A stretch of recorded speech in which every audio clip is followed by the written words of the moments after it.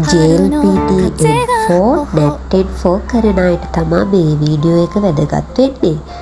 JLPT NET N4 කරන්න කලින් අපි N5 දැනුම අනිවාර්යෙන් තියෙන්න ඕනේ. ඉතින් N5 අපි කරනකොටත් මින්නෝනි හුංගෝ පුත්තේ රතු පාට පොත අපි ගත්තා. N4 කරනකොට නිල් පාට පොත තමයි part 2 පොත තමයි අපිට N4 එකට ඕමනා වෙන්නේ.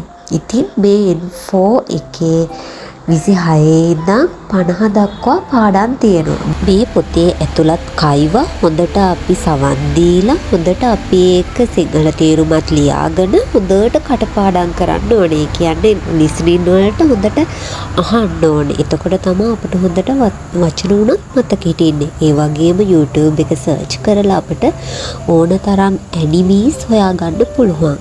ඉතින් මේ පොත සරලව අපිට අධ්‍යයනය කරන්න මේ words වෙනම ඩවුන්ලෝඩ් කරගන්න තියෙනවා. මේක මම ගත්තු එකක්. ඒ වගේ ඔයාලටත් මේ පොතයි තව N4 වලට ව්‍යාකරණ සටහන් කියලා වෙනම පොතක් තියෙනවා සිංහලෙන්. ඒක ඩවුන්ලෝඩ් කරගන්න පුළුවන්. ඒ වගේම JLPT වලට N4 වලට අදාළ word 150ක් PDF එකත් ඔයාලට ඉන්ටර්නෙට් එකෙන් ඩවුන්ලෝඩ් කරගන්න පුළුවන්.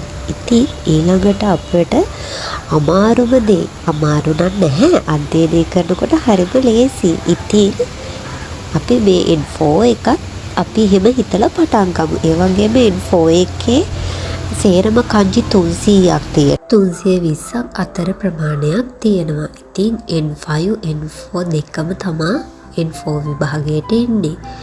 ඊට පස්සේ අපි මේ kanji ලියන්න ගන්නවා අපි මේ අඟල් භාගය කොටු පොත. නැත්නම් අපිට අඟලේ කොටු පොතත් ගන්න පුළුවන්. මම N4 එකට ගන්න ඉන්නේ අඟලේ කොටු පොත. ඒක ටිකක් ලොකු හින්දා අපිට kanji හොඳට පැහැදිලිව ලියන්න පුළුවන්. ඒ වගේම මම මේ පෙන්නන පොත්වල PDF උත් තියාගන්න ඉන්න එක අපිට වැදගත්. N4 වලට 180න් 90ක් අපි ගන්න ඕනේ. මේ තමයි පේපර් බේස් එක. මම ස්ටඩි කරන විදිය ඔයාලට වීඩියෝ එකකින් අරන් එන්නම්කෝ.